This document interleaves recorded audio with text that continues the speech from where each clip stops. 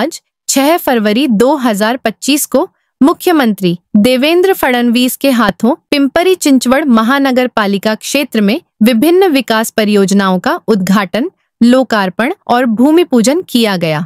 इस कार्यक्रम में पुलिस आयुक्तालय की नई इमारत का भूमि पूजन, साथ ही महानगर पालिका के विभिन्न विकास कार्यों का उद्घाटन और लोकार्पण किया गया।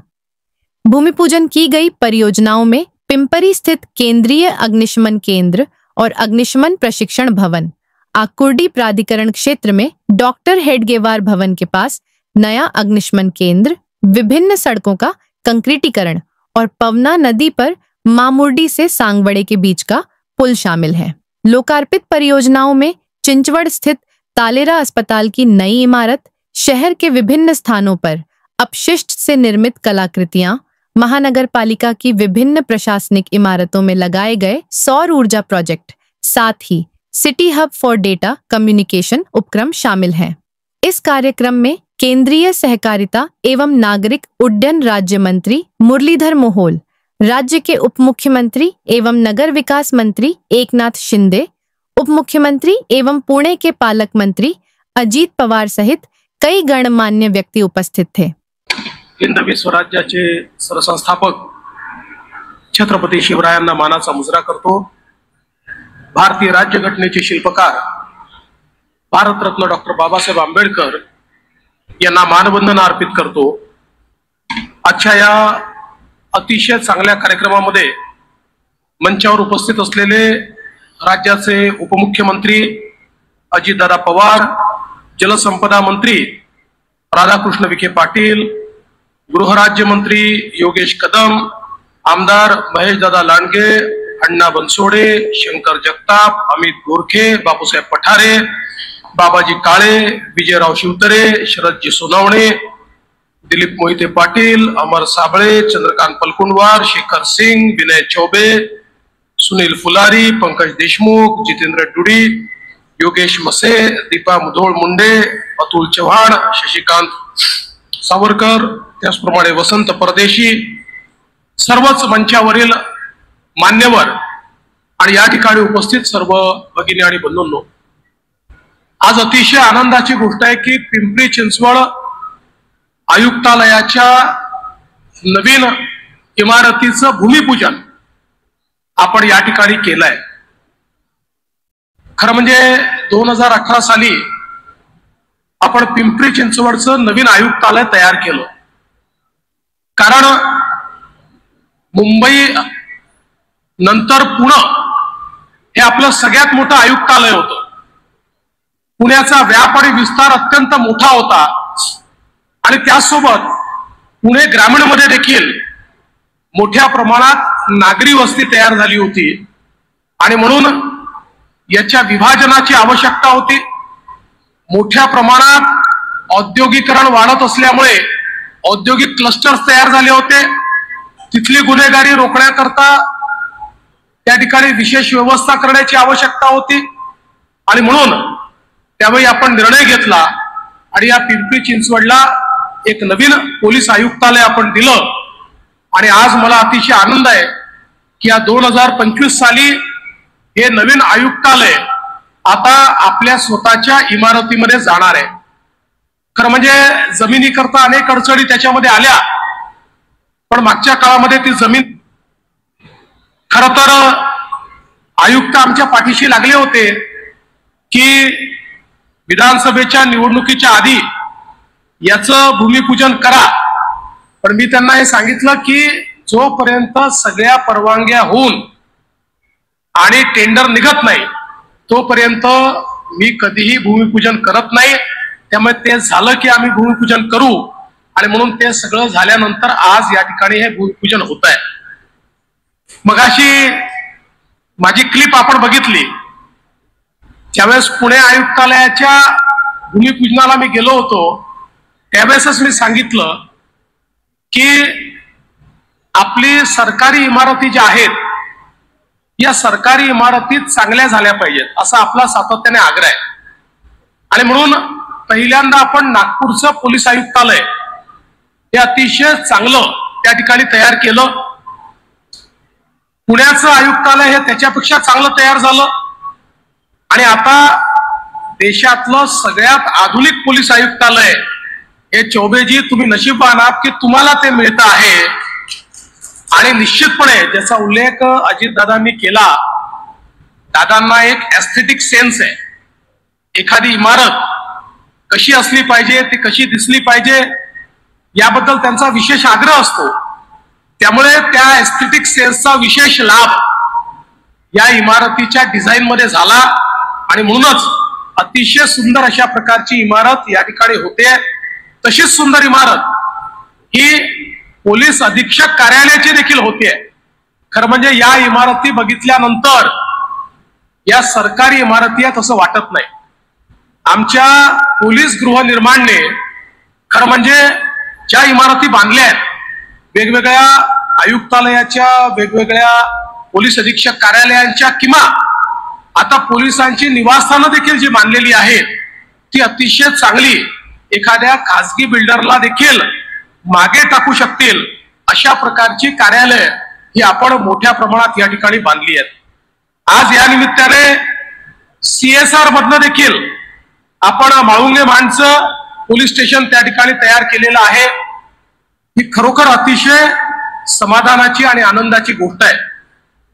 या निमित्ताने मला आयुक्तांना एवढं सांगायचं आहे की पिंपरी चिंचवडचं आयुक्तालय तयार करत असताना एक मोठा औद्योगिक भाग या भागामध्ये तयार होतोय आणि म्हणून आयुक्तालयाची गरज आहे. याकरता आपण हे आयुक्तालय तयार केलं. आज बघा CSRच्या माध्यमातून तुम्हाला या ठिकाणी पोलीस स्टेशन बांधता येत आहे, पण त्याच वेळी अजितदादांनी जे सांगितलं त्याचाच पुनरुच्चार मी करेन.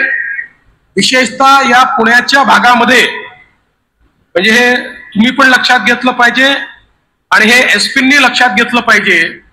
या पुण्याच्या भागामध्ये मधून आम्हाला इंडस्ट्रीकडनं तक्रार येते की आम्हाला त्रास दिला जातोय, आम्हाला ब्लॅकमेल केलं जात आहे, आमच्याकडनं वसुली केली जाते. हे काहीही झालं तरी खपवून घ्यायचं नाही आणि मी तुम्हाला आज ऑथराईज करतोय. कारण यातले काही वेगवेगळ्या पक्षाचे लोक असतील, आमचे असतील, दादांचे असतील, शिंदे साहेबांचे असतील, पण कुठल्याही पक्षाचे लोक असले तरी या बाबतीत कुठलंही कॉम्प्रोमाइज करायचं नाही. जर इंडस्ट्रीला कोणी त्रास देत असेल तर त्याच्यावर मोकासारखीच कारवाई करायची, खालची कारवाई करायचीच नाही. काही झालं तरी उद्योगाला त्रास हा महाराष्ट्रामध्ये होऊ नये. आज हा जो पुण्याचा भाग आहे हा खऱ्या अर्थानं आपलं मॅन्युफॅक्चरिंग कॅपिटल आहे. महाराष्ट्राचं मॅन्युफॅक्चरिंग कॅपिटल हे आमचा पुणे जिल्हा आहे. टेक्नॉलॉजीचं कॅपिटल आमचा पुणे जिल्हा आहे. आणि आता जगभरातल्या लोकांशी आम्ही इंटरॅक्ट करतोय त्यावेळी खूप मोठ्या प्रमाणात आपल्याकडे गुंतवणूक येते. आजच दादांनी सांगितलं तसं 2 फॅक्टरीचं, एकाचं उद्घाटन, एकाचं भूमिपूजन आम्ही करतो. इतक्या मोठ्या प्रमाणात गुंतवणूक येते. या गुंतवणुकीला पोषक वातावरण ठेवणं ही आपली आवश्यकता आहे आणि निश्चितपणे मला विश्वास आहे की तुम्ही ते काम पूर्ण कराल. यासोबत आज मला याही गोष्टीचा आनंद आहे की पिंपरी चिंचवड महानगरपालिकेने देखील काही महत्वाचे प्रकल्प हातामध्ये घेतलेले आहेत. सगळ्या प्रकल्पाचा मी उल्लेख करणार नाही, पण 2 प्रकल्पांचा निश्चितपणे उल्लेख करेन. एक तर फायर स्टेशनचं संकुल तुम्ही जे घेतलेलं आहे ते का महत्वाचं आहे तर आपल्याला कल्पना असेल, आता कॅलिफोर्नियाला सगळ्यात मोठी आग लागली होती आणि अमेरिकेसारख्या देशामध्ये आग लागल्यानंतर फायर ब्रिगेडकडे दुर्लक्ष केल्यामुळे फायर ब्रिगेड मधनं पाणी जात नव्हतं. त्या ठिकाणी बादलीने पाणी टाकावं लागत होतं, गाड्या चालत नव्हत्या. त्यामुळे आपल्यापैकी अनेकांना असं वाटतं आग एकदाच लागते, पण तयारी वर्षभर ठेवावी लागते. आणि म्हणून हे अतिशय चांगलं फायर स्टेशन तुम्ही सुरू केलेलं आहे. आपल्या आयुक्तालयाच्या कानाकोपऱ्यामध्ये याच्यामध्ये कुठलंही कॉम्प्रोमाइज करू नका. अनेक वेळा याच्या आरक्षित जागा दुसऱ्या कोणाला तरी चालल्या जातात, लोकांना वाटतं याची आवश्यकता नाहीये, आरक्षण काढून टाकलं जातं. ते न करता आवश्यक तेवढी फायरची सिस्टीम ही योग्य प्रकारे या ठिकाणी तयार झाली पाहिजे. दुसरं, तुम्ही डेटा हबचा जो कार्यक्रम हातामध्ये घेतलाय तो अतिशय चांगला आहे. याच्यामुळे सिटीजन सेंट्रिक अशा प्रकारचं जे आपल्याला या ठिकाणी प्रशासन चालवायचं आहे, प्रशासनामध्ये लोकाभिमुखता आणायची आहे, प्रशासनामध्ये पारदर्शिता आणायची आहे आणि जनतेला उत्तरदायी अशा प्रकारचं जे प्रशासन तयार करायचं आहे ते प्रशासन यातनं आपल्याला निश्चितपणे तयार करता येईल. आणि तिसरी महत्वाची गोष्ट जी तुम्ही केली आहे, जी तुम्ही एआयच्या माध्यमातून होर्डिंग ची पॉलिसी आणलेली आहे की ज्याच्यामध्ये इल्लीगल होर्डिंग जे आहेत या संदर्भात एआयचा वापर करून आपल्याला त्याच्यावर लक्ष ठेवता येईल, ही अतिशय चांगली गोष्ट आहे. कारण महाराष्ट्रामध्ये इतक्या मोठ्या प्रमाणात इल्लीगल होर्डिंग लागतात आणि सगळे राजकीय पक्ष ते होर्डिंग लावतात. त्यामुळे तुमच्या पिंपरी चिंचवडच्या एरियामध्ये कुठे माझं इल्लीगल होर्डिंग लागलं, इतर कोणाचं काढायच्या ऐवजी सगळ्यात पहिले माझं काढा, म्हणजे मग इतरांचं देखील तुम्हाला काढायला काही अडचण राहणार नाही. आणि ज्याला होर्डिंग लावायचं आहे त्यांनी जे लिगल होर्डिंग आहे त्याच ठिकाणी होर्डिंग लावलं पाहिजे. आतापर्यंत तुमच्याकडे मॉनिटरिंग कठीण होतं, पण तुम्ही इतकी चांगली एआयची पॉलिसी आणलेली आहे, त्यामुळे त्या पॉलिसीचा अवलंब करून या ठिकाणी आपलं होर्डिंग हे त्या लिगल जागीच लागलं पाहिजे अशा प्रकारचा प्रयत्न हा आपण निश्चितपणे केला पाहिजे. दोन महत्वाचे विषय दादांनी या ठिकाणी मांडले.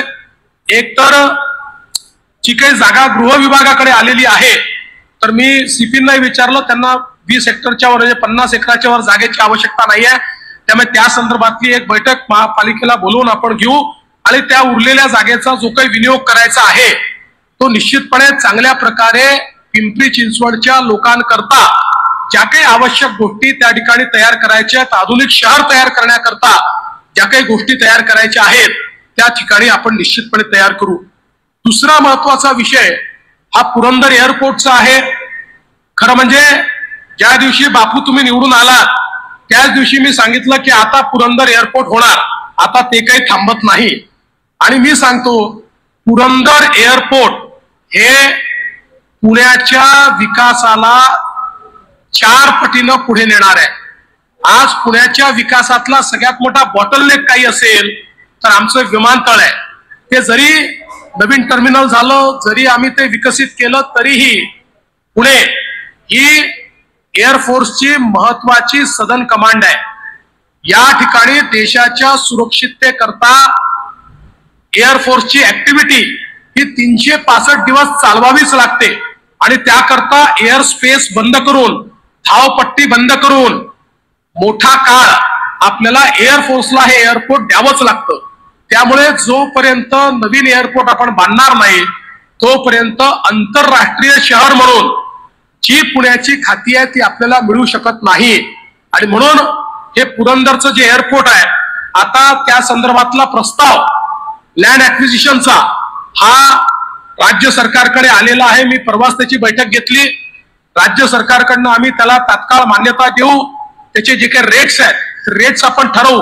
आणि मी तुम्हाला एवढा शब्द निश्चितपणे देतो की कोणाचंही नुकसान होणार नाही, सगळ्यांना चांगले दर मिळतील अशा प्रकारचे दर ठरवून ही जमीन आपण त्या ठिकाणी एक्वायर करू. आणि हे केवळ एअरपोर्ट असणार नाही, एअरपोर्ट कम लॉजिस्टिक पार्क असणार आहे. त्यामुळे पुण्यावरनं आज एवढं जे औद्योगिकरण झालंय, इम्पोर्ट आणि एक्सपोर्ट करता एक नवीन इकोसिस्टीम ही या एअरपोर्टच्या माध्यमातून सुरू होईल आणि इथल्या आमच्या तरुणाईच्या हाताला मोठ्या प्रमाणात रोजगार देण्याचं काम हे आपण करणार आहोत. आणि म्हणून मला असं वाटतं की आज ज्या प्रकारे भारताचा विकास होतोय त्या विकासामध्ये महाराष्ट्र हा अग्रभागी आहे. आणि या महाराष्ट्राकरता पुढे म्हणजे जेव्हा मी पुढे म्हणतो त्या संपूर्ण पीएमआरडीएचं क्षेत्र हे अत्यंत महत्वाचं आहे. हे क्षेत्र आपलं ग्रोथ इंजिन आहे. जसं एमएमआरडीएचं क्षेत्र हे ग्रोथ इंजिन आहे, तसं पीएमआरडीएचं क्षेत्र ग्रोथ इंजिन आहे. आणि म्हणून या ठिकाणी अत्यंत वेगाने गुंतवणूक करून या क्षेत्राचा विकास कसा करता येईल हा प्रयत्न आपण सगळे मिळून करूया. मी पुन्हा एकदा पिंपरी चिंचवड महानगरपालिकेचं, पोलीस आयुक्त कार्यालयाचं, पोलीस अधीक्षक कार्यालयाचं आणि सर्व अधिकाऱ्यांचं मनापासून अभिनंदन करतो आणि या ठिकाणी मला हे भूमिपूजन करण्याची संधी तुम्ही दिली त्याबद्दल तुमचे आभार मानतो। अर्थातच याच्या उद्घाटनालाही दादा आणि मीच येणार आहोत हे पण तुम्हाला आधीच सांगून देतो, त्यामुळे लवकर बांधकाम पूर्ण करा आणि आम्हाला उद्घाटनाला बोलवा। त्यावेळेस शिंदे साहेबांना घेऊन येऊ, आज ते येऊ शकले नाही आहेत, त्यामुळे त्यांनाही त्यावेळेस घेऊन येऊ एवढंच आपल्याला सांगतो आणि माझं बोलणं संपवतो। धन्यवाद। जय हिंद, जय महाराष्ट्र।